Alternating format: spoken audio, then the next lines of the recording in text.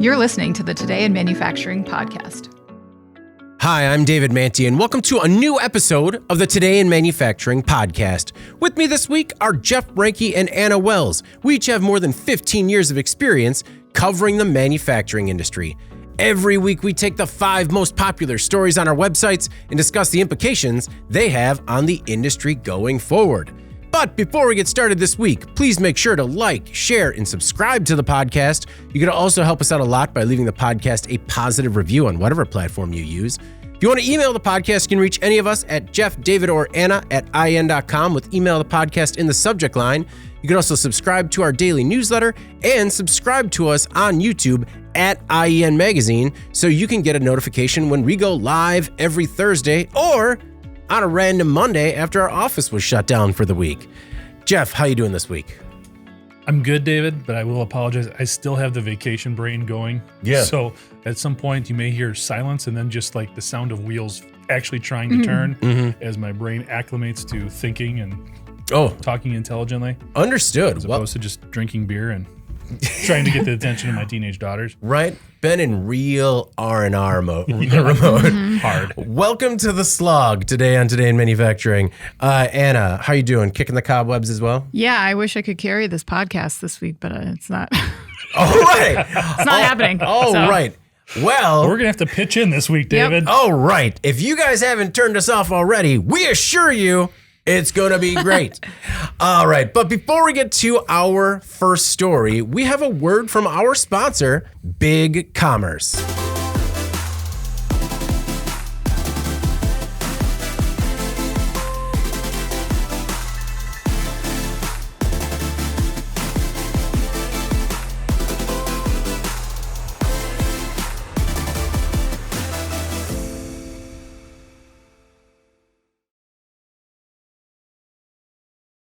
All right, we're back. And before I carry this turkey, I just want to remind you that Big Commerce provides modern e-commerce technology that works with your existing systems. ERP, OMS, CRM, no problem. Whatever existing business tools and technologies you use today, Big Commerce can integrate using pre-built one-click integrations or customize your automation with its APIs. Make the move to Big Commerce today. Our first story this week. Striking workers at key Boeing supplier approve new contract. Workers at Spirit AeroSystems last week agreed to a new contract and ended their brief strike. It was good news for Boeing because they came to terms before the key supplier's work stoppage disrupted production. According to the International Association of Machinists, 6,000 workers returned to work at the Wichita, Kansas plant last Wednesday. The workers had only been on strike for a few days after turning down a previous offer. About 63% voted in favor of the new deal, which had, quote, significant improvements in wages, overtime rules, and prescription drug coverage. While details weren't disclosed, the rejected offer included pay raises totaling 34%, more paid time off, and an increase in retirement benefits. Spirit, of course, makes the fuselage for the Boeing 737 MAX and other components for Boeing, Airbus, and other aircraft manufacturers. In a statement, Spirit CEO Tom Gentile said, quote, "We listened closely to our employees and brought forward a fair and competitive offer." Jeff, after they resolutely rejected the last offer, you know what? Tom and Spirit AeroSystems, they finally came to their senses and they're just like, you know what? Let's be fair and competitive. Good call. I know Anna's going to talk a little bit more about things from the worker dynamic. I guess what the first thing I thought about was just from the marketplace overall, because there's a couple of key factors here that make it very important for Spirit AeroSystems to stay up and running. First of all, when you just look at the passenger jet fleet age right now, when you put all the different factors into play. Basically, they judge the age of an aircraft, if you will, by the number of pressurization sessions that it's undergone, flight hours, all that. It comes out to like 27 years. Right now, the average for a lot of the major airlines is in probably like the 22 to 24 year range. So we do have an aging fleet. They need to be replaced and stuff. So we need to keep this this production to continue on. And like you said, it's not just Boeing, it's Airbus and some of the other very critical aerospace manufacturers out there. So we need this to not be a long, prolonged strike because we need to keep production up and running. The other thing is with all of these new aircraft that we're coming out with, they're more fuel efficient, which is obviously a huge concern for everyone involved for very, very numerous reasons, okay? So we want more aircraft, we want them to be more fuel efficient, and there's a growing demand out there. So it's more competitive. We've covered some of these global, more regional airlines that are popping up all over the place, Middle East, China, et cetera. They're buying from Boeing, they're buying from Airbus. This is where those main big players are getting their fuselages from. It's important that this was shut down fast so that we don't have another big supply chain issue. Let's also remember all of these suppliers that are involved in getting the different components to Spirit. So for a lot of different reasons, it was good that a resolution came to be very quickly. It wasn't a long shutdown. Hopefully this is what is best for the workers as well. I think they really do have a lot of bargaining power here. We've kind of gone back and forth in terms of who really holds the cards in a lot of these situations. Kind of feels like the workers do here, I think. Yeah, we've talked about other strikes recently, Anna, and about how it's weird how that the leverage is a moving target, right? In terms of whether or not it's on the employees or the employer.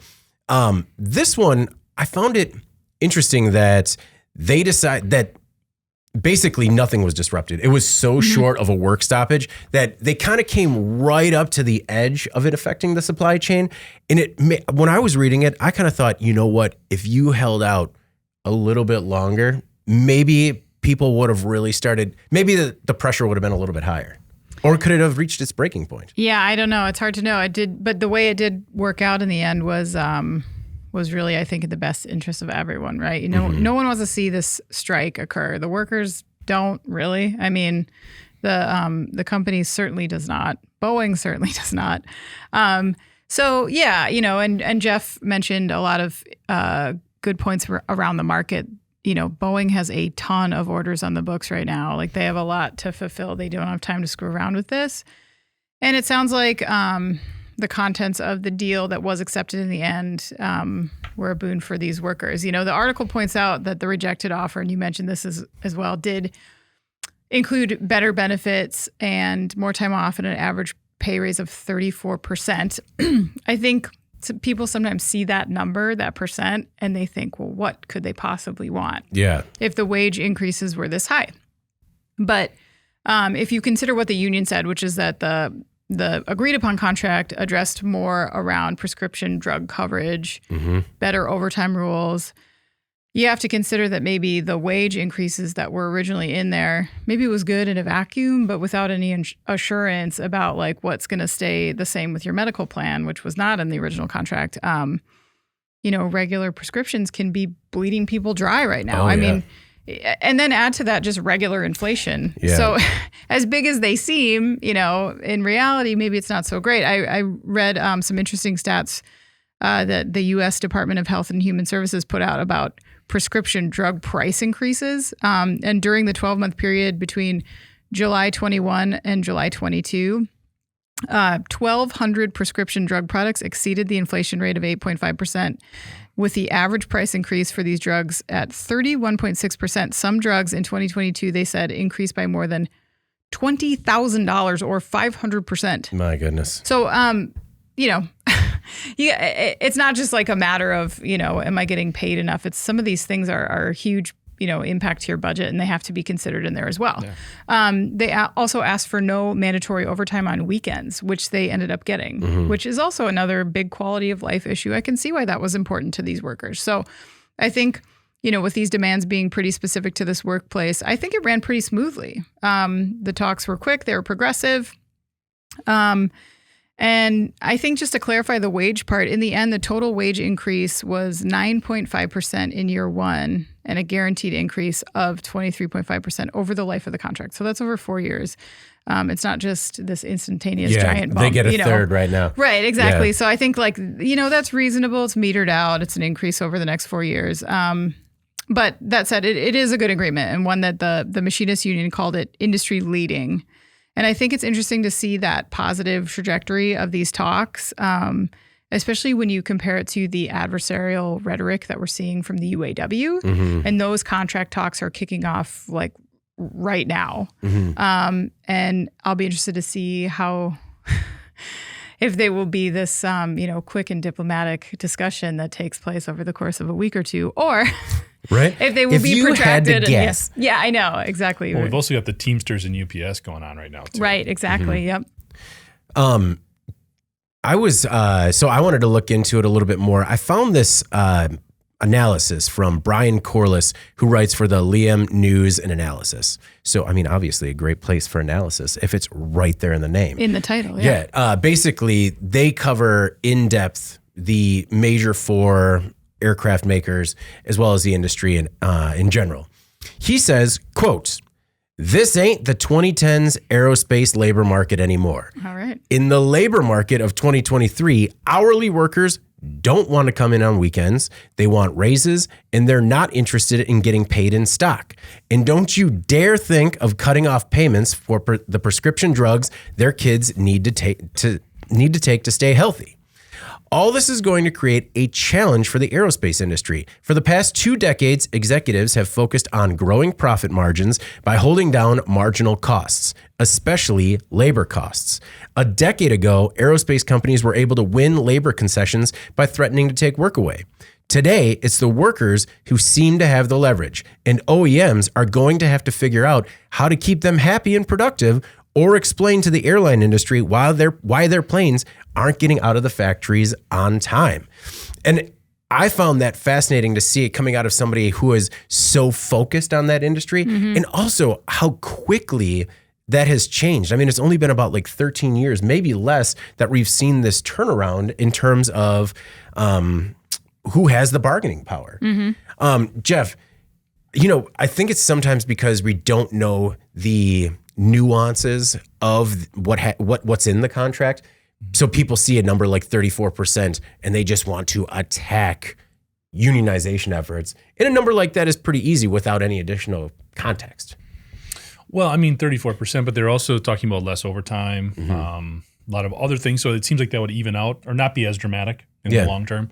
So you also don't know exactly what's going on historically there in terms of when the last time a pay raise was given or how all of those things kind of work out across the board. So, and I think it's also going to be scaled a little bit there in terms of depending on what you're making and what your increase is going to be. So you're right. It is easy to get real fired up about a 34% increase. Yeah. But it's not uniform. It's not like you would maybe apply in a lot of other settings. Yeah. And the other thing is, if that's what they can negotiate, all the more power to them. Yeah. I think what this really speaks to is Spirit saying, things have been going good. Let's keep them going good. Yeah. And why hold things up?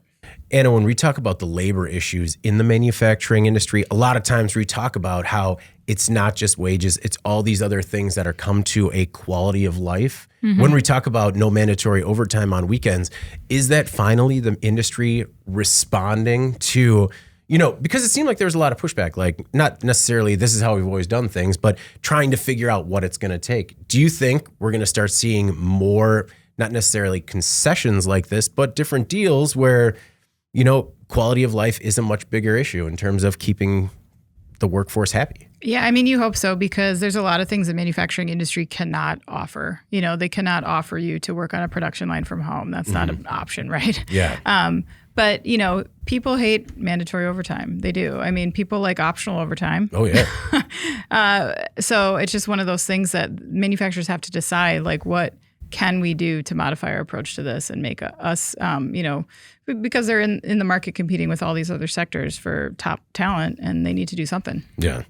And we definitely see those creeping costs every once in a while when it comes to, how the medical plan shifts from year to year. You're just like, oh, all right, well, that bill's higher now. Fantastic. Yeah. All right, our next most popular story was an insider Q&A. The Ford product chief wants to turn car sensors into features customers want to buy. Ford poached Doug Field from Apple's secret automotive project, and he had previously served as Tesla's head of engineering. Well, in a recent interview, Field, now the head of Ford Advanced Product Development, said the automaker is getting away from components or parts with individual computers that run on OEM software. Instead, all computing will run through a central processor running software written by Ford. This could fundamentally change how people use their cars, and automakers are counting on software services to be a profit center. Ford has already taken control over the F-150 Lightning's interface, as well as the rest of the F-Series. And as more EVs roll out in 2025, Ford will have more control over the car and the autonomy system. Some software will still come from suppliers when it makes sense, like the airbag, but everything else will be centralized in the name of speed. It seems like it breaks into two pieces: subscriptions as a service or a la carte services and improved preventative maintenance, down to counting wiper blade strokes and monitoring car cleanliness. Field says your car will be the most sophisticated sensor that you have in your life, that not only protects you when you are in it, but protects you when you aren't. Like the Bear Cam. Jeff, the Bear Cam comes from a Bronco in this example that was parked at a campsite and actually can recognize a bear nearby and honk the horn to scare it away. That's amazing to me. It is amazing, but it's an extreme example of how the vehicle is changing. And I think we see incremental changes, right? Like we think of these a la carte services and being nickel and dimed, or at least I do, and just kind of like immediately get fired up. But we need to think about how the car is going to change in terms of kind of its role in our life. Yeah. There were a couple of things that stood out. One of the first things, actually, I was reading through this, if it wasn't apparent already, if you want to try to work on your own car, I mean, it was already very, very, very difficult. I mean, that's really going away now. Outside of changing the oil, if you really want to mess around and try to get to the oil plug or the oil filter, and maybe the brakes, changing tires, if you really want to go that route. But it's, I mean, when you've got this much software running stuff, I mean, that's just going away even more quickly. There's a couple of comments I thought were really interesting in here too. The one being where he said, your car's a robot. That's what it is right now. And I think that just signifies the evolution, like you were alluding to, in terms of what the vehicle is turning into. It is a computer on wheels, a robot, if you will. And I think that's a positive evolution. I think there's a lot of things that come from that. I know we've debated in the past some of these software upgrades and some of the different tiers of subscriptions that you can get with. I like the fact that it's kind of like he alluded to as well, as opposed to checking the box and what you want when you order the vehicle. Now it's, hey, try this feature out. If you don't like it, you don't have to subscribe. It's almost like they're borrowing some stuff from Netflix or something, you know, I mean, or some of the different streaming companies out there. So I think it's really interesting, and I think it's a positive thing overall, especially with a lot of safety considerations that maybe some people don't want, they don't find annoying. But man, for younger drivers, I've got 3 of them. I want every one of them in there, turned up to 10. And if I could at times turn off some of the other stuff, like the infotainment element to it, and make that more subscription-based or whatever you want to say, or adjustable, customizable in terms of turning it on and off, I'd be for it. Yeah. You know, I think that's kind of interesting. The last thing, dude, I thought was he had a great comment in here. He talked about the interviewer asked him, how are you going to get my money for this stuff? And what he said is he tries to challenge the engineers. It says you have to earn the right to collect money, which altruistically, if that can actually still stay in place, and I understand the skepticism that comes with a lot of these subscription packages with this software, but if that can be the focus, I think that will lead to a lot of innovation and a lot of positive developments with this type of approach. So overall, I like it. No, agreed. That was one part that I definitely pulled out of the interview as well, where I'm like, man, I really hope you actually feel that way. And he's not saying that and just thinking like, we got to earn the right to collect your money, but we also know we're going to get it anyways. Yeah. And a part of this interview that I think is lost sometimes is how we think of predictive and preventative maintenance in a manufacturing setting.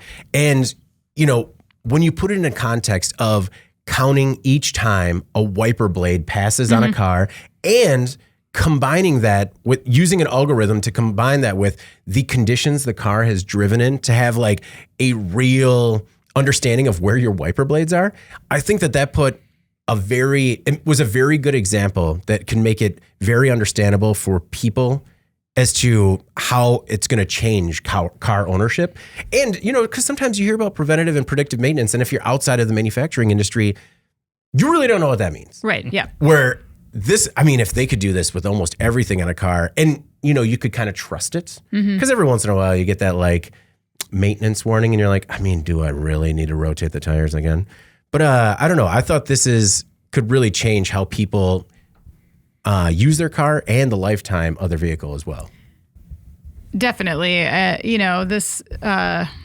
The line that you mentioned that stood out to me the most also was where he said the car is the most sophisticated sensor that you have in your life. Mm-hmm. And I think some of the illustrations that he made in this interview really gets people thinking about the possibilities, and definitely these points around predictive capabilities where you can get a feel for what's actually happening under the hood. To your point, I agree. I think some of those nebulous recommendations that are based on miles driven. Yeah.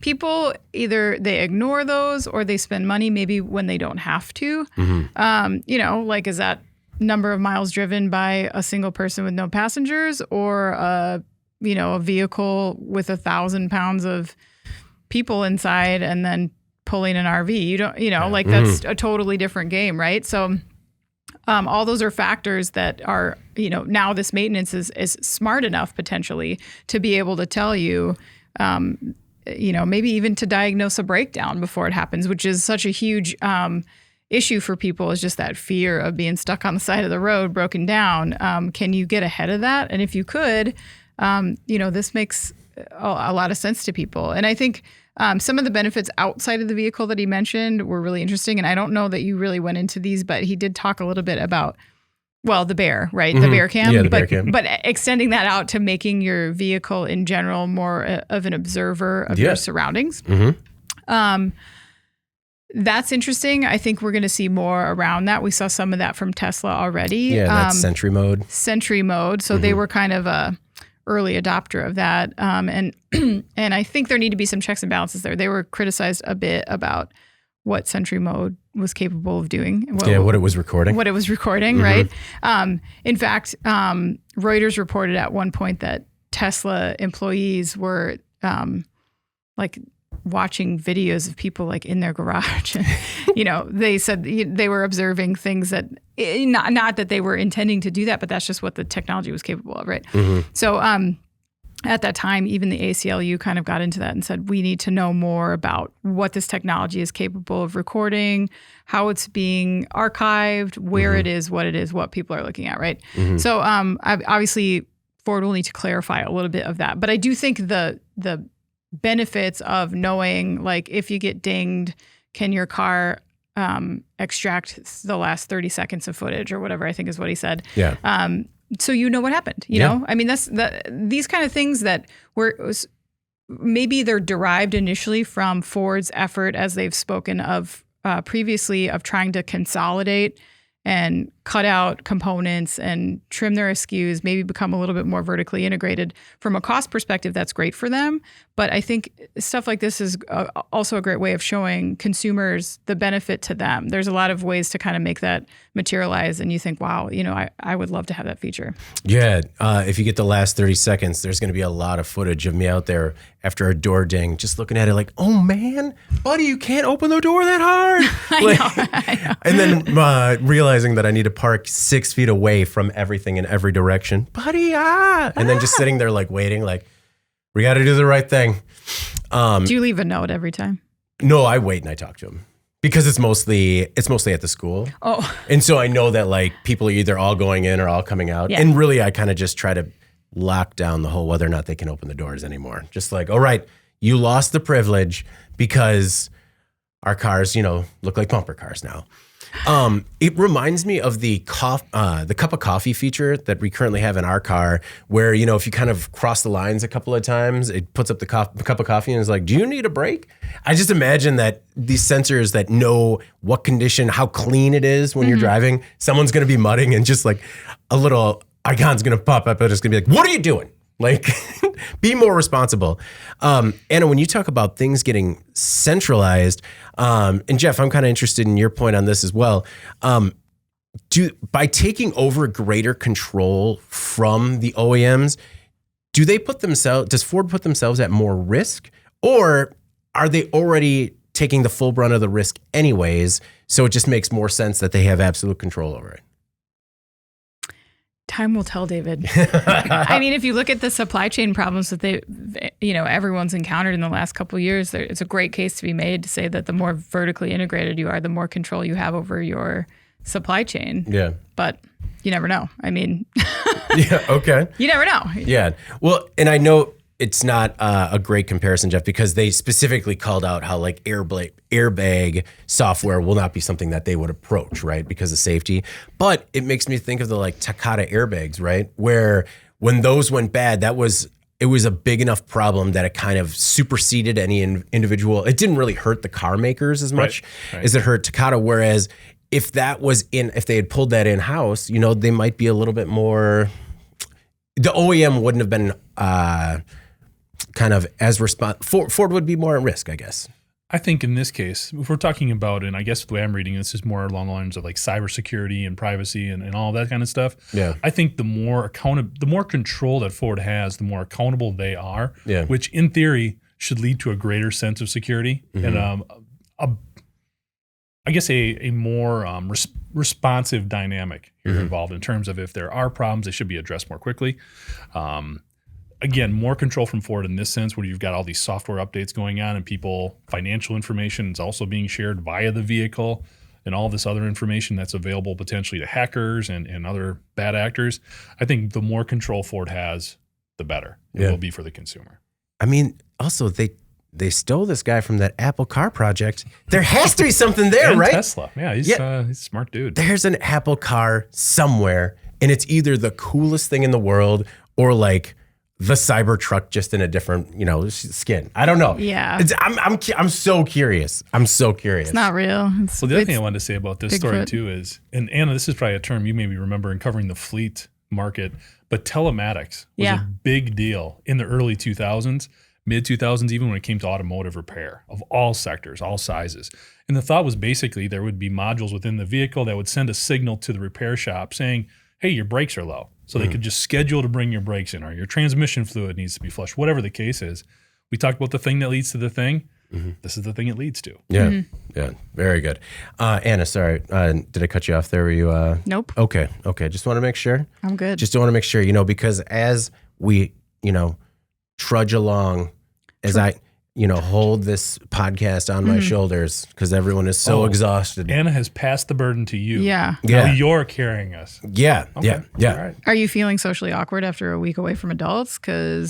No, because I was, I got a lot of time within my new community to meet a lot of new adults and have all those conversations over and over again, just like, hey, where are you from? What do you do? What are your kids' names? I forgot them already. Sorry. You seem nice. You don't. No. Do you move your shoulders up and down every time you answer one of those questions? Yeah. Oh, I do. That's part of the social awkwardness. Just like that's probably what they got together and talked about. The new guy is cool, but he does this. What's with the shoulder thing? David's like, why did no one ask for my number? I tried. Did you do one of these when you were talking too? No. See, that's what happens. When I try to restrict the hand movements, it just goes to the shoulders. Yeah. So when I shut the shoulders or the hands down. All right. Our next most popular story this week. Historic experimental Chrysler jet car gets feature-length documentary. The nonprofit Haggerty Drivers Foundation recently released a documentary on the history of the Chrysler turbine car. The Chrysler turbine car, Engineering a Revolution, follows the car maker's attempt in the 1950s to disrupt the automotive industry with a multi-million-dollar turbine research program. Chrysler was the only company to deliver anything close to an actual jet car for the masses. While the program was a remarkable engineering feat, what really set Chrysler apart from competitors was its user test program. So, as part of this unprecedented campaign, Chrysler built 55 prototypes in 1963 and 1964, and then gave them to more than 200 members of the general public, all to gather user feedback, and with a one-page agreement. Jay Leno, who was a part of this documentary and pretty much all things cool cars and old cool cars, said, quote, "It sounds like the future." And after listening to it, I have to agree. He also called it the coolest post-war car ever. Jeff, do you agree with Jay? I mean, pretty close. When you look at it from just an engineering perspective, first of all, I would totally recommend the documentary. I did watch it. Excuse me. If you're even remotely interested in cars, I think it's like an hour 20 or something like that. Even if you're not interested in cars, I would say it's very good. It was really interesting. The big takeaway I had from it is I think it was just way ahead of its time. It was very expensive to manufacture. That was sort of the downfall of it. It was ultra reliable. But this was not for the shade tree mechanics to get in there and start tinkering around with the turbine engine either. So moving from internal combustion to turbine at that point was just not, it was cool and everybody liked it, but they didn't see the practical application for it. If we had something like this that would come out maybe in the like early 90s, people would have been clamoring because you could power this thing on kerosene. Yeah. I mean, it had a lot of different fuel options. It actually ran pretty clean. It was, like I said, super reliable. It made a cool sound when it was fired up and going. So cool, yeah. And everything about it from a mechanical and engineering perspective was fantastic. But again, it just got so expensive that it wasn't a competitive complement. You know, it was not a competitive advantage in any way, shape, or form. So they scrapped it. What was heartbreaking is at the end of this documentary, they basically just show these things being taken to, you know, the salvage yard and just being ripped apart man. and burned. That was the saddest part of it. But it was really cool to see like a lot of these people, these families who had gotten one of these vehicles, talking about the experience of getting it or hearing about the promotion and getting the phone call and stuff like that. It was definitely unique. I mean, they talked about the engineer who was also a big marketer, one of the first to really understand vehicle marketing and pressing all those buttons. So again, totally recommend the documentary, and the engineering itself is extremely impressive, especially for that day and age. That's like the other documentary when it came to EVs, the original EVs, Who Killed the Electric Car, is that there's so much money and engineering that goes into these incredible vehicles. And if they just don't make it, I mean, it's like an idiom, right? Like off to the scrap heap with you. Yeah. And Anna, maybe it's because like hindsight, it looks, maybe it's cooler to us because we didn't live through it. Yeah. But watching this documentary, I was just trying to think like, how did this not make it? Because it didn't seem like the next step in automotive engineering. It was a giant leap forward in engineering. Yeah. And to me, it really sort of hammered the point home that even though like there's so much auto development going on all the time, none of it is a foregone conclusion. There's all kinds of stuff in development now that may not make it, you know? Like I was just talking to my dad yesterday about autonomous vehicles. He was like, I want a driverless car. And I was like, you're going to have to wait. Like, I know that it seems like we're there, but we're not actually even really close to there. And, you know, auto is constantly trying to push the envelope. And I think as evidenced by some of the campaigns we just discussed at Ford, and while it was unique and a little alarming that Chrysler sent this vehicle to a 16-year-old, I don't know if you saw that part, to be tested, it makes for a good story now. And sometimes some of us get a little jumpy when we see emerging technology being trotted out on public roads under the tag of beta testing. But I don't know. I guess Elon Musk didn't invent that, right? No. So didn't it remind you of Tesla's business model? Yes. How the early adopters, you know, I wonder when they were rebranded as early adopters and not beta users, because that was totally the vibe I got. I was like, you know, when Tesla was doing it, I'm like, oh man, he is innovative because he is making people pay to do his testing for him. But I mean, Chrysler was doing this in the 50s or 60s. Yeah, totally.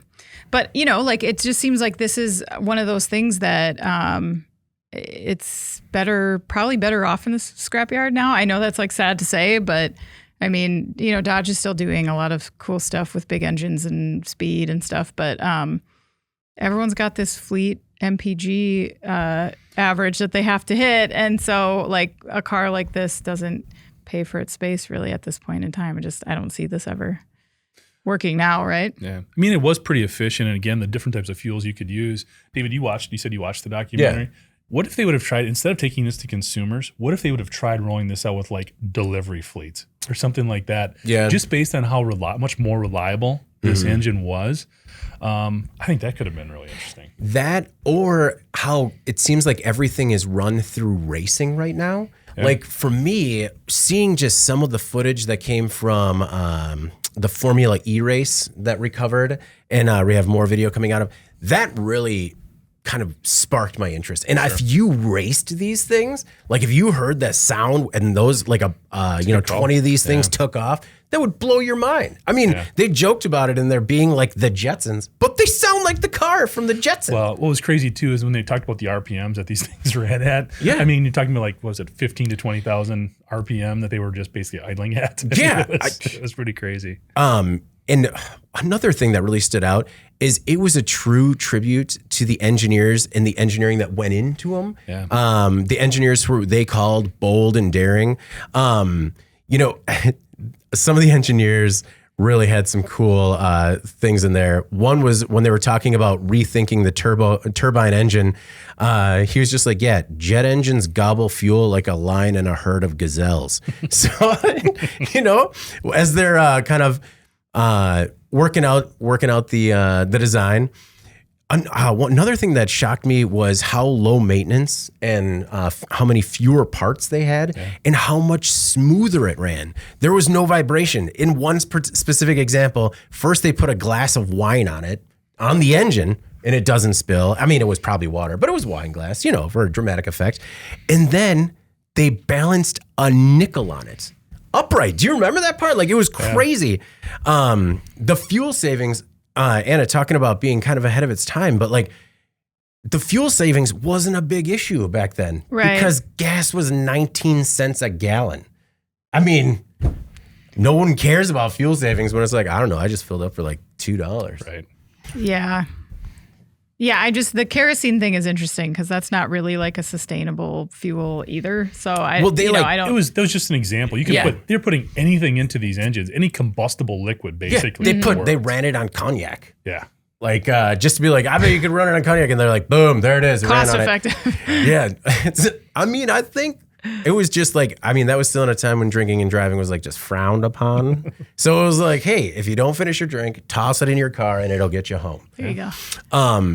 I also like the idea of giving engineers, quote, free reign, and what actually comes out of it when that happens. Mm-hmm. We talk about Skunk Works and a lot of these other programs that's all it is. Like, you put engineering talent in a room, you give them a vague problem, if that, and you say go. And a lot of really cool things come out as a result. And it just, to Jeff's point, watch the documentary. If anything, it'll get you excited. All right. Our next most popular story. Aerospace startup drops suggestive name for hypersonic vehicle. Space Engine Systems is a small Canadian startup creating what it calls the, quote, lowest cost trucking company to anywhere in space. The company's Hello 1X is a hypersonic demonstrator vehicle that can be piloted or flown autonomously. It's designed to take off from a runway and climb to an altitude between 17 and 20 miles while reaching Mach 5 before gliding back down to Earth. The 70-foot-long prototype will hopefully lead to the Hello 1 and Hello 2 vehicles. But the recent news isn't the technology, but it's the name, because the company just changed the branding to Hello 1X from the Sex Bomb. The Sex Bomb. Founder Pradeep Das says he changed the name after some people were offended by the Sex Bomb. Apparently, the name was created because it combined the company's first two initials with its intended use as munition. Now, I think this is a reach, but according to the creator, they took the SE for space engine, the X for X-plane, and bomb because bombs. That's how they came up with it. Real simple. The company still has to fly the hypersonic vehicle, and Das admitted the project is facing, quote, every chance of failure. All chances of failure. And at least he came out and said, like, hey, this is a big swing and we're just not sure. It is a big swing. And did this whole name stunt generate some publicity for the company? Of course. Definitely.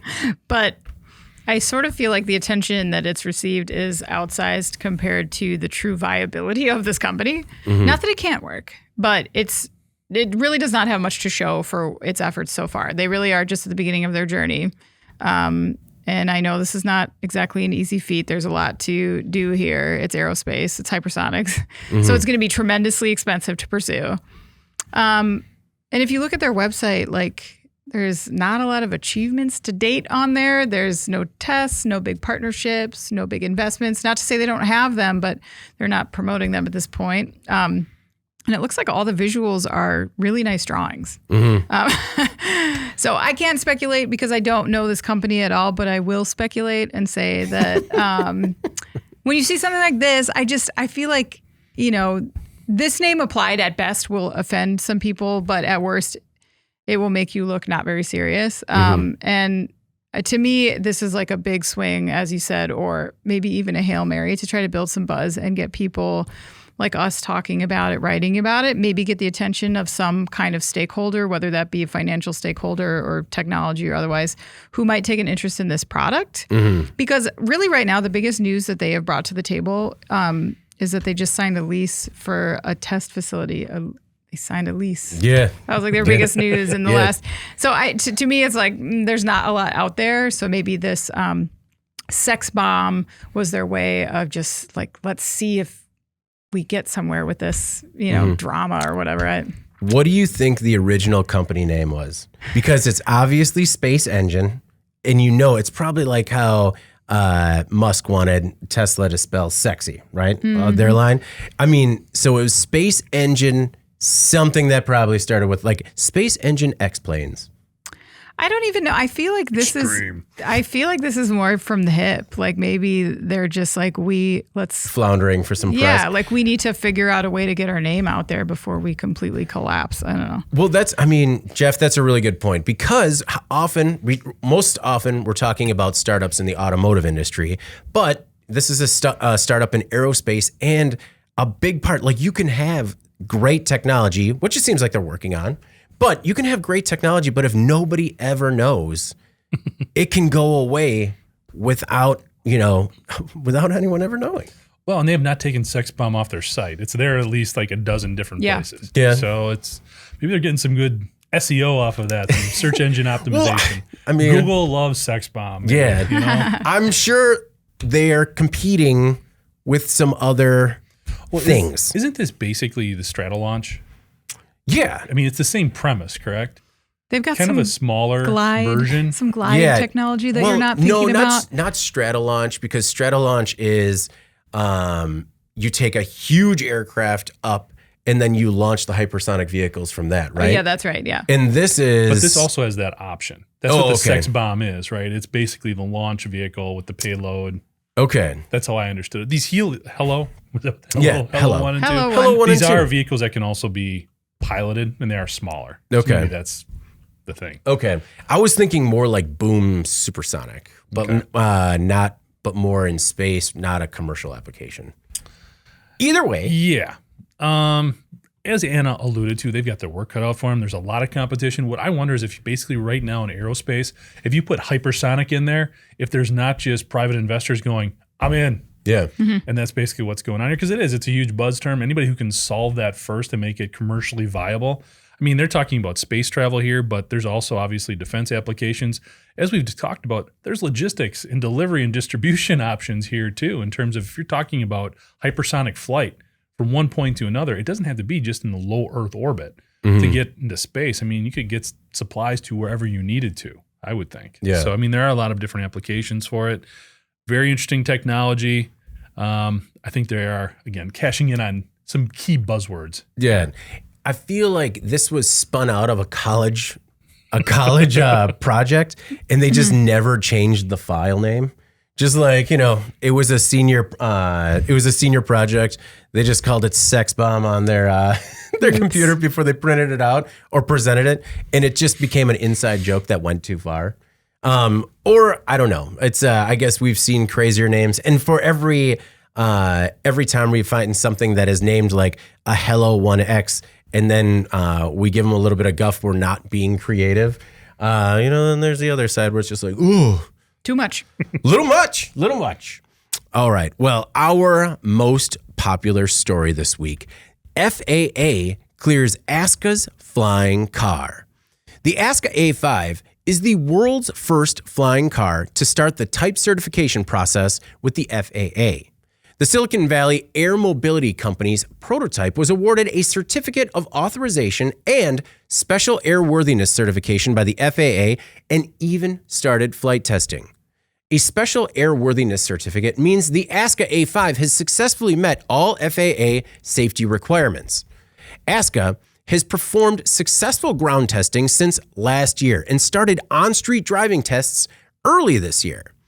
The size of an SUV, this four-seater is a drive-and-fly eVTOL that can travel by road and air. The A5 is a hybrid with batteries and a range extender engine that charges the batteries in flight.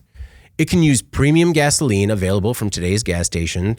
It has a max flight range of 250 miles and can take off from helipads or small runways. The idea is that this A5 will drive through the airport gate, open the wings, taxi towards a helipad or runway, and then take off all in a seamless transition. Pre-order reservations launched in 2021, and the company has already secured $50 million in pre-orders. Jeff, does that mean they're selling these for $50 million each? They might as well. I mean, I think they actually go for $800,000. Right? Oh, okay. Is that what they're targeting right now. So they got about like 50 plus on the books? Here's the thing. I could not, for all this testing and certification that they've gotten, I couldn't find anything that shows this Flying? craft in motion either on a street or in the air. Interesting. Okay. So it is still a prototype. I understand there's a lot of excitement about it. It's great that they've got this FAA certification. I mean, kudos to them. I think this is, of all the flying car concepts or all the ambitious engineering that's out there around this one seems the closest to reality. I still don't see it happening. I mean, if you get a visual of this thing coming down the road, I don't see how it's anywhere near, or I mean, like within years of being street legal. Yeah. No. I mean, when you've got these expandable wings, basically that's your roof rack. Yeah. I just don't see how this gets allowed on city streets. Now, it is a very cool technology when you watch the wings unfold and kind of come out. But again, there needs to be so much more done before this gets anywhere. Good for them that they were able to generate this type of publicity by getting the FAA involved at an early stage. This means they can basically take off and land from all these different airstrips and pads, helicopter pads and all that. But as far as the car part, man, long way to go. I mean, you say that, but like, what's roadworthy? Because it just reminded me. I know, but like, it doesn't have turn signals. I mean, well, okay, but it reminded me.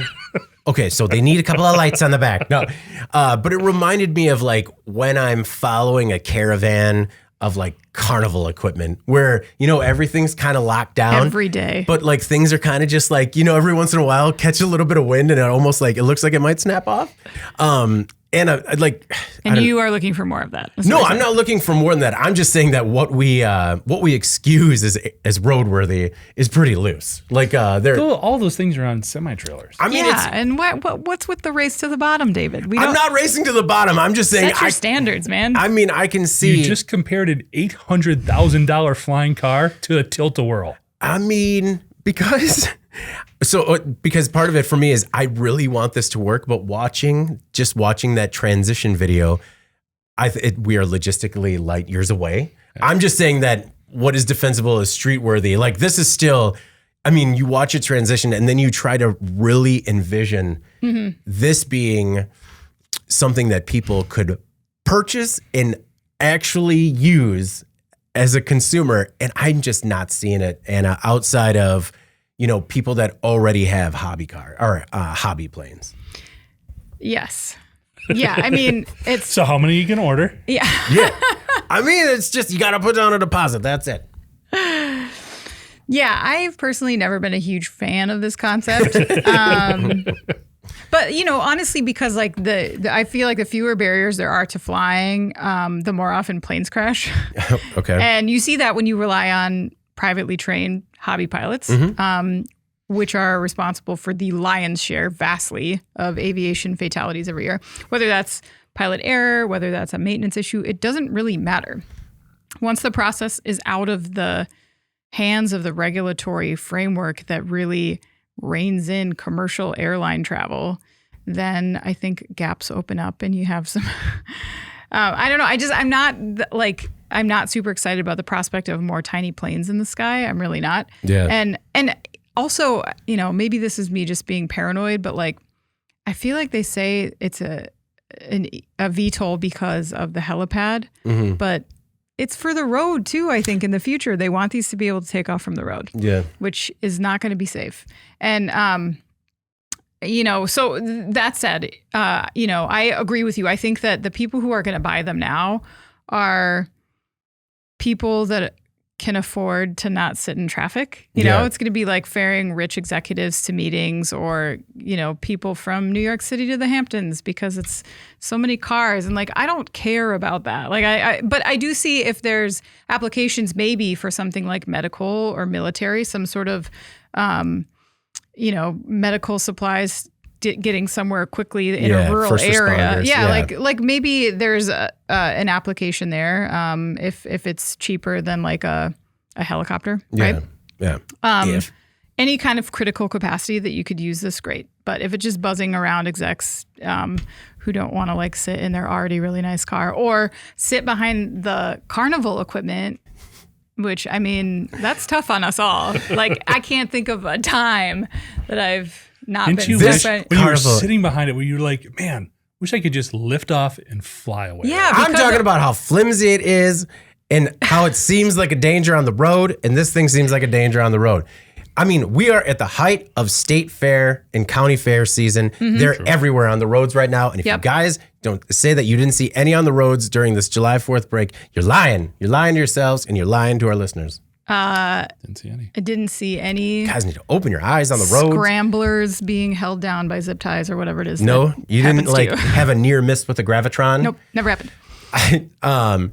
There are some cool parts of this. And again, I stress that while I do like the idea of having these transition flying cars be usable, as easy to use as a car, that's like the big allure of the flying car, right? Is like nobody cares if it's a flying car, if it's still as difficult as a plane to fly. I do see these hobbyists, like we just watched this terrifying documentary called The Blackwell Ghost, and he interviews some dude in Pennsylvania, and he's just like, yeah, we could get there in 3 hours if we fly. And he just happened to be a guy that like has a small little private plane and he uses it to kind of fly across the nation. I think it's pretty cool.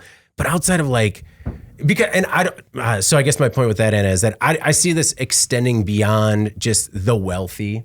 And I could see it like having a small hobby aerospace application if the cost ever comes down, like once it's fully realized beyond the prototype. There are other cool things here where it's chargeable at home. But Jeff, I mean, niche consumer market, niche. Well, Anna brought up military applications, definitely. Yeah. I mean, especially when you're operating in the desert. I mean, yeah, there could definitely be some options there. Yes, agreed. But once it has been further tested and developed, because that doesn't look like anything that is ready for any sort of like combat theater. Oh, no. Agreed. I mean, it just looks like very breakable. It looks very fragile, very fragile. All right. Well, before we move on to, in case you missed it, the stories that weren't as popular on our websites, but still stand to make a big impact on the industry going forward, we have another word from our sponsor, Big Commerce.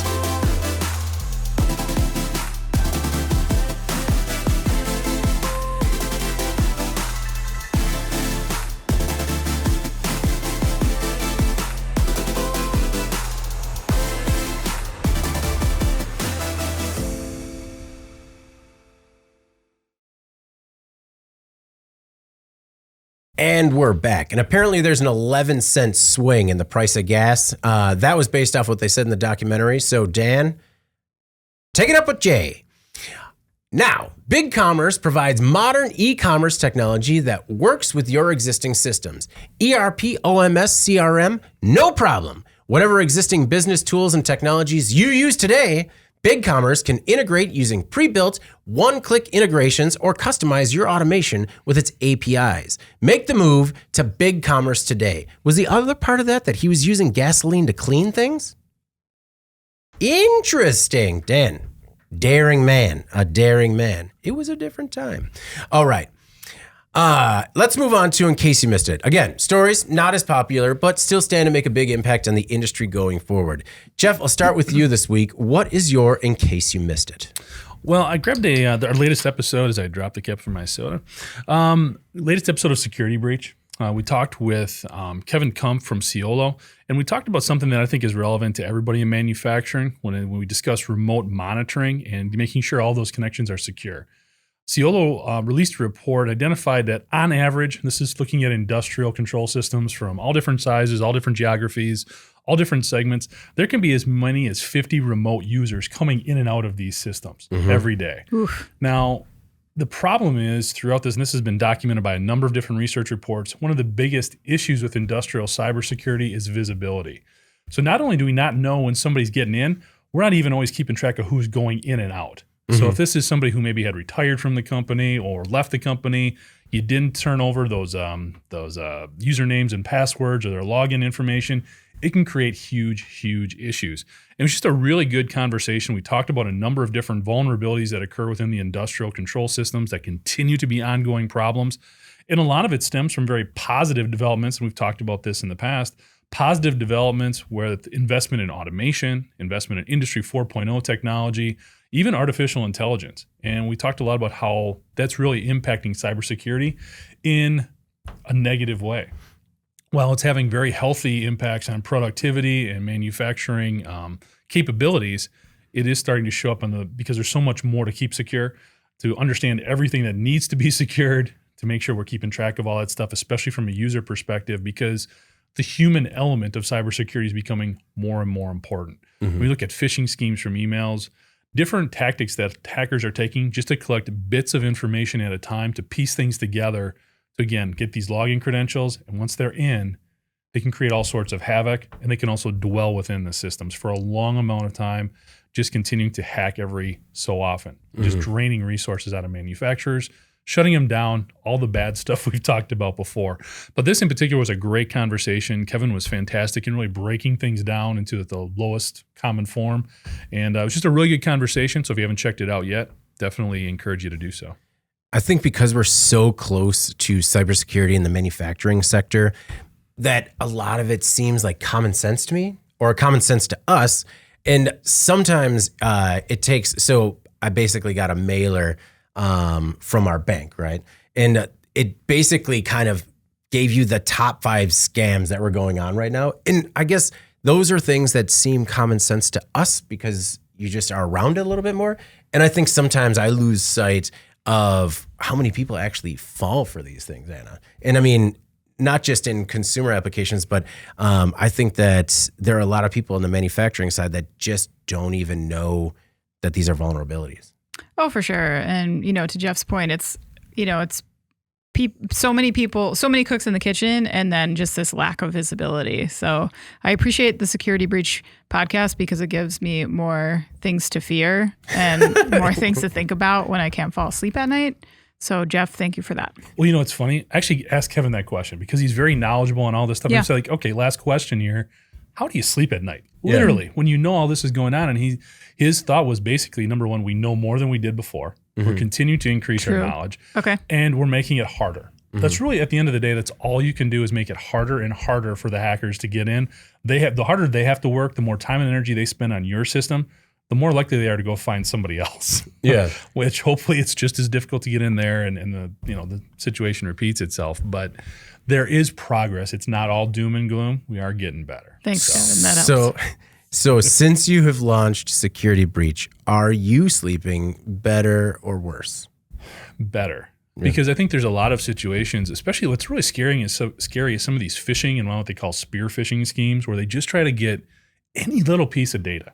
So now when you'll get some of these weird spam calls or their solicitors or whatever you want to say, I know I had one the other day, and it could have been a very innocent miscommunication, but they were talking about, so who runs your 401k program? I don't even want to tell them the name. Yeah. Because that type of information can then be used on a false phishing email that somebody else can send to you and say, oh, we're with this company. Here's what we need from you. And although you're educated enough not to click on the link or provide that information, somebody down the line might. So it's interesting. All right. Well, in case you missed it this week, I chose a story about Tesla because I feel like we were on a really good run of talking about Tesla and Elon Musk every week, nearly every story. And it just dried up a little bit. Yeah. So wanted to really bring it back to the forefront here. Tesla's sales jumped 83% in the second quarter compared to last year. The company has cut prices several times, and buyers also took advantage of U.S. government tax credits. But still, Tesla sold a record 466,140 vehicles worldwide from April through June. That is more than double, or nearly double, the 254,000 and change it sold during the same period earlier the previous year. A vast majority of sales were the Model 3 and the Model Y. Now, I'm curious about whether or not this is going to be a loss leader, because some analysts don't know what the price cuts will actually mean when it comes to real profitability. CEO Elon Musk has predicted that sales are going to grow about 50% per year for the near future. But to hit that number, the company is going to have to sell 1.97 million vehicles. And analysts do expect Tesla to come up short this year, maybe only hitting 1.82, which is still an incredible achievement in terms of where they came from and where they're going. The company cut prices on Model 3 cars by more than $3,000. The Model X SUV was cut more than $10,000. And the company threw another 3 years of free charging for the S and the X. And the Model S sedan also saw cuts of about $7,500. Prices were reduced on inventory of the Model Y, the smaller SUV, which is also the company's top seller, by almost more than $1,500. And sales were also boosted by the $7,500 U.S. government tax credit from the Inflation Reduction Act. Tesla is just really having a moment. And, it's crazy with this company how it's, the peaks and valleys for it in terms of near collapse, our highest valued automaker out there. And recently, we've talked about it, but General Motors, Ford, Rivian, and Volvo, and I believe Polestar as well, all announced that they're going to join Tesla's charging network and start using its plug. So Tesla's going to get millions in charging revenue for that.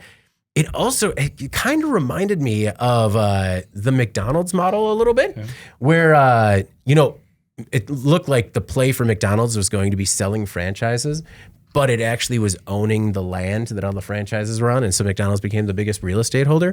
And so I was like, man, what if Tesla wasn't a crazy success necessarily because of car sales, but because the charging technology is theirs? I don't know. I wanted to share this story for a number of reasons. One, just because Tesla seems to be, hitting or exceeding expectations mostly. And it has had some quality wins that I don't think people necessarily foresaw. And I don't know if you had a chance to check out this story, but I found it pretty impressive. Yeah, and the charging network stuff too, I think, is a really important point because they will make a lot of money on licensing, and that automakers have been trying to crack the code on recurring revenue. And this is a great way to do it for Tesla. They're going to make a lot of money that way. I am curious too, though, if there will be any blowback in the form of Tesla customers who were compelled by the Tesla charging network who are now going to have to wait in line behind all these other vehicle owners. It really did create now this glut of users that can, anybody with any EV now can use those chargers. So will that come back to bite Tesla in the end? I don't know, or if so, how much, but I'm curious to see that play out as well. Well, and a number of industry groups have come out saying like, hey, the Tesla charger isn't the best technology that's out there. But we've seen this before when there are other technologies pit against each other. The best technology, quote unquote, isn't necessarily always the one that wins. Just the one that, we have to land somewhere with something, right? So to me, we have to move forward. Jeff, what were your thoughts on some of the recent news from Tesla and just us making sure we have an opportunity to talk about Elon Musk. Way to carry us to this point, David. You got us You there really all did by it. yourself. Mm-hmm. It's been a while since I've been able to thread. be the wet blanket of this group. No. But I'm going to do so now. I can already First of feel all, the there wet is- fleece blanket. It's anytime somebody increases deliveries by 83%, that's amazing. Yeah. Kudos to them. Can't give enough credit for that.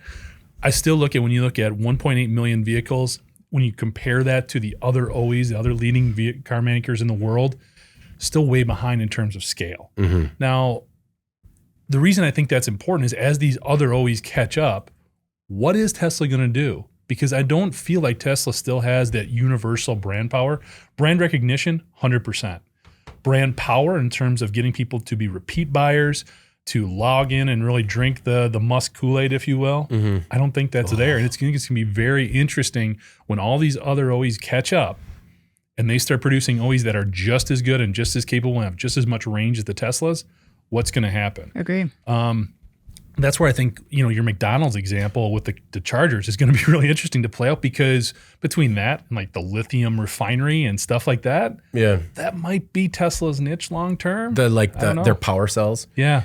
Could we also just go out and say Musk flavored Kool-Aid? Ugh. Maybe the grossest thing I've ever Stop. heard. Like the Musk Kool-Aid, I was just like, I immediately tasted something. I don't even know how to describe what it was, but I didn't like it. I don't like it. Don't drink it. Stay away from the Musk Kool-Aid. I'm like picturing Stay away from the Musk Kool-Aid. There's a t-shirt. yeah, like I'm, picturing when you see like what is it, like a swamp rat and it like swims past you and you're just like, that looks gross. Like you can smell it just by wait a seeing minute. it. You've seen swamp rats float past you? No, what? Oh, a muskrat. A muskrat. Muskrat? Sorry. Yeah, like you've seen a muskrat Yes. swim back. Okay, yeah. No, I have not been. I need to go to a swamp just to see these rats. Anna, what is in case you missed it this week? I picked a story about Stellantis that just came out today, Monday.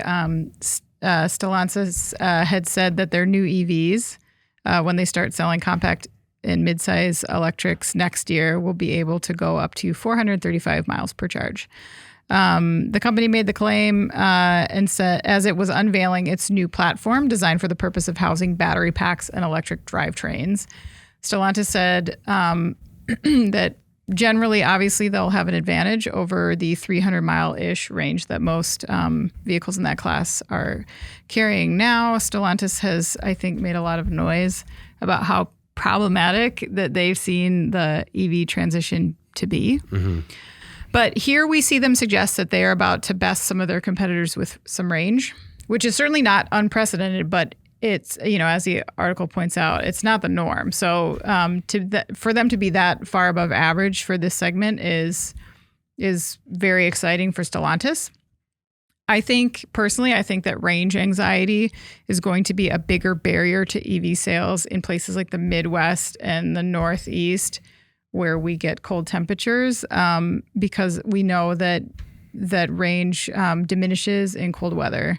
And so if you have that big number in front of you, maybe it's more of an insurance policy. Mm-hmm. Oh, without a doubt. And not just, like if you're going to get there or not, but you just know that if you take a weather-related hit that you are still in a good range, or maybe you can even run your heater at the same time. But my point is, I guess, that these are people's real concerns, right? Mm-hmm. These are things that need to be addressed before things like, all these other like exciting features, bells and whistles, like can I get from point A to point B comfortably and not be worried about it? Mm-hmm. But as you mentioned, the charging network, this announcement came also on the heels of that Stellantis had joined the Tesla charging network. So I think altogether those things combined are a big boost for Stellantis going into this next year when they have a massive vehicle launch, something like 47 new models they're going to put out in North America. Or globally, I guess, but still 47 is a lot. So pretty exciting to see what they're up to. No, that was what stood out for me, was the 47 EVs worldwide by the end of next year. That was incredible. Also, when it comes to range, like I guess I'm around that 300 mile per charge range, where like that kind of dispels any range anxiety that I had in terms of how I would use that vehicle. Jeff, is it the same for you? Does 465 put it over the any range anxiety hump you might have? Absolutely. I mean, 300 kind of starts quelling that for me in a lot of ways.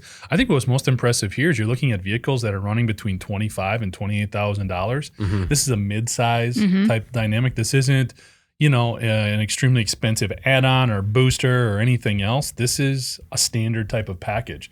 So I think whenever you can introduce those types of offerings at a much more reasonable price, and it's not something that's out of the ordinary, I guess you could say, in terms for the consumer, that's a win. That's a huge deal. So kudos to Stellantis. And it's not maybe directly competing with Tesla, but the Stellantis CEO did say that they're going to be able to build up to 2 million vehicles per year using this new platform. And that's already exceeding Tesla's goal or capabilities right now. All right, well, let's move on to final thoughts before we get out of here this week. Anna, what's your final thought? Just a heads up for anyone who's out and about. We lost a watermelon-shaped inner tube over this last week when we were out on the lake. And my 5-year-old daughter was devastated. Oh, no. Big tears. So if anybody sees it. What happened? How'd it get away? I don't know. I got out of, she was on the pier and she dropped it on the, on the side of the pier. And then she's like, "Mom," but it was the current took it right away. It's too far gone. It's too far. I'm I can't swim that fast. I'm sorry. These situations are why I love kayaking because I'll kayak around the lake and just claim all these things. Yeah. It's go get it. Inner tubes. I need you to get it. I had no idea. Oh man. I mean, if I'm sorry that we missed it up there, but I would have jumped at the opportunity to throw a kayak on the roof and just come to the rescue, come running in, I got it. How far is it? That seems pretty far for me, but I'll make it. Well, see, that one's floating because we always had the stuff that sunk. Oh yeah. And then, man, you can't find that stuff. Yeah. There are so many, and I know it's not just me, but pairs of glasses where when you jump in the water and you forget to take your glasses off and you're just that is going to be difficult to to explain to the parents that I did it yet again. Jeff, what's your final thought this week? So I was talking about my vacation brain, and it started pretty early, quite honestly. I mean, we didn't leave until we left Sunday, but by Friday I was pretty much checked out. And one of the things that we were looking to do up there was we were in western Wisconsin. We were going to go to a rodeo in Spooner. Spooner's a town of 2,500 people. Oh.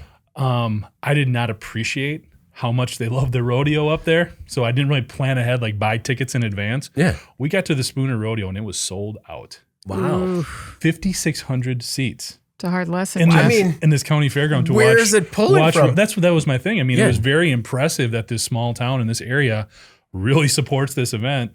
So yeah, we were disappointed. We pulled in, we just see cars and cars and cars. We're like, what, did I do something wrong here? Yeah. So lesson learned.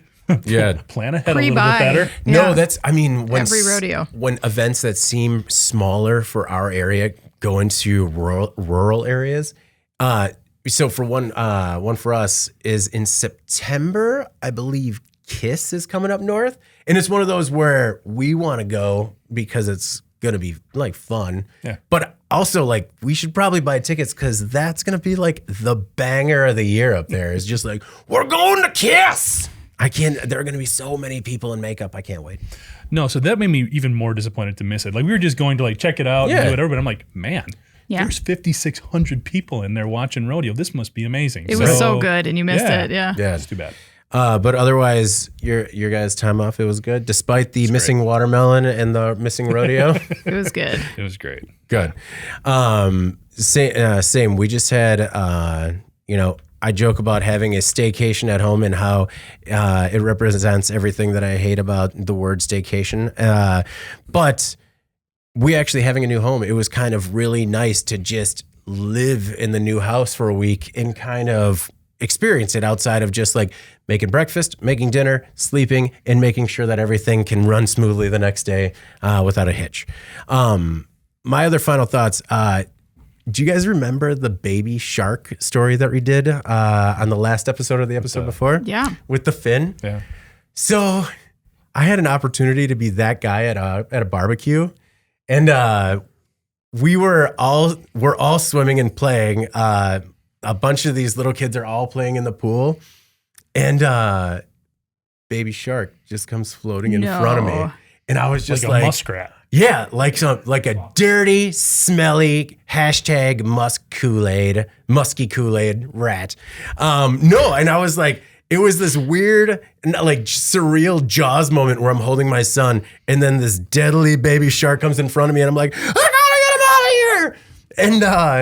And so I was kind of curious, what is a normal amount of time? Because I was just like, all right, it was a barbecue in this new community, and I didn't want to be that guy. And I'm just sitting in the pool. I'm like, don't say anything. Don't say anything. Everyone's going to think you were the least cool person here. And then it took so I gave it 3 Topo Chicos. And that was the allotted amount of time where I was just like, hey, I got something pretty nerdy to say, guys. I'm sorry. So did I wait an appropriate amount of time, or should I have just said nothing? About a potentially dangerous children's toy? Yeah. I think it's okay to say it. Okay. Okay. I think 3 drinks is maybe a little long. Yeah. I You mean, could have said something sooner. So it was, okay, here's how I justified it. It was in a deeper pool. So, and I kind of like a bathtub. Yeah, it wasn't in a kiddie pool or a bathtub where the biggest problems were. But I just I picked it up and I'm like, maybe it's the silicone fin. And I wiggled the fin. I'm like, it's the hard plastic fin. Mm-hmm. And man, it was just, I was around all these parents. And one of the parents picked it up. He's like, well, I got to get this. I can't remember what he said, but something like deadly toy out of here, and just threw it over the fence. I'm just into somebody else's pool? Yeah, into the neighboring pool. I'm just like, does that mean he's in favor of what I said? Because by throwing it over the fence, you're actually kind of missing out on the $14 recall. Mm-hmm. So I just thought that was, it was a weird opportunity to actually act on a story we did that we wrote up internally. Also, I don't know if we mentioned or great icebreaker. It sounds like it was a great icebreaker. So did you get invited back the next day? We did, but there was definitely a moment where one of the other parents that was there the previous day was like, "Oh yeah, the baby shark guy." I'm just like, yes. You might have a walk-up song now. No, and I was just like, I could tell, he's the dad that would maybe think it wasn't a dangerous toy, and here I am, just like, my son was in danger. But then you had a half dozen alcoholic drinks and took your kids home. Well, I mean, I'm not going to leave the case of Topo Chico there. I don't want to walk with it home. I also, did we get a chance to congratulate Bill on the last episode? Do you know if we did that? I think we gave him a shout out. Did we give him a shout out? I think we did. We I just really want to make sure. He's worth it. Well, no, it's it was the first day back. Bill retired, and it's just he's not listening to this podcast. It's anymore. An office without Bill, and it's a different place. He's rocking the T-shirt. He deleted it. He deleted it. We're out of his phone. He unfollowed us. Well, that's basically what retiring is, just unfollowing us forever.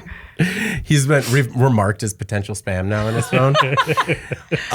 Well, and Jeff, I don't know, is it not the right time to talk about how he might be able to sport something more than just the shirt? We're gonna wait till the next episode. Okay, talk about that. Okay.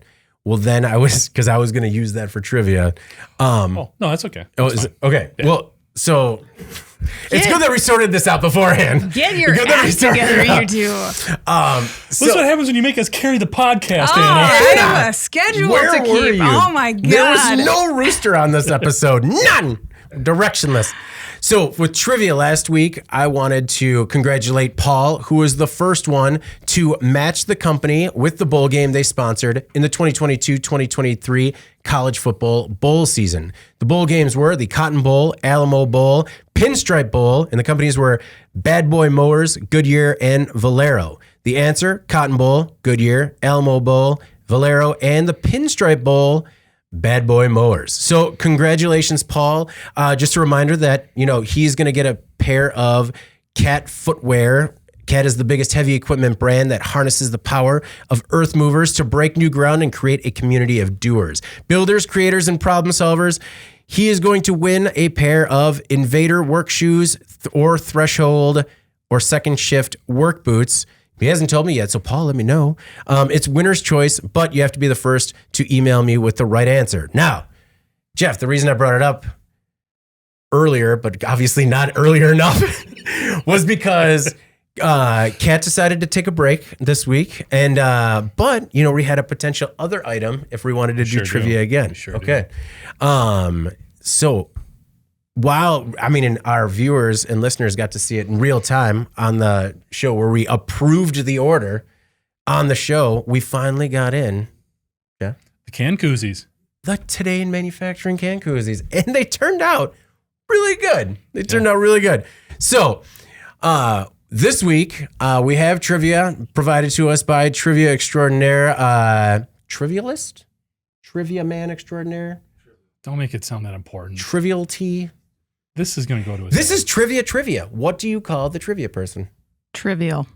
Ooh. Yes. Do you have to say it's angry? I like that the best. So, question provided by trivial person Nolan Beilstein. The most trivial individual in the office. Hi, Nolan. Everyone sends their love, but he says match the car manufacturer with the song that mentions it in the lyrics. So, to win, be the first person to receive a Today in Manufacturing can koozie. Be the first person to answer this correctly to me, David, at what are we? IN.com. There it is. Attaboy. All right. So, match the car manufacturer with the song that mentions it in the lyrics. Cadillac, Chevy, and Chrysler. And the songs are Thunder Road by Bruce Springsteen, Short Skirt, Long Jacket by Cake, and Boys of Summer by Don Henley. All right. So, send the right answer to me. First one gets the first Today in Manufacturing can koozie. Excellent work again, Jesse, on that one. All right. Please make sure. What? Are we just putting it on the screen to see if I'll read the answers to everybody? Oh, okay. Producer Alex thinks he has it won, but family, friends disqualified. What is that? Yeah. All right. Yeah, Alex. Before we get out of here, Alex, please make sure to like, share, and subscribe to the podcast. Hopefully you haven't cut us off yet. And if you haven't, please email the podcast. You can reach any of us at Jeff, David, or Anna at IN.com with email the podcast in the subject line. Subscribe to our daily and weekly newsletters. Make sure you get it delivered to your inbox first. And you can subscribe to us on YouTube at IN Magazine so you can join us live. All right. For Jeff Franke and Anna Wells, I'm David Manti. This is the Today in Manufacturing podcast. We'll see you next week. Thank you for listening to the Today in Manufacturing podcast.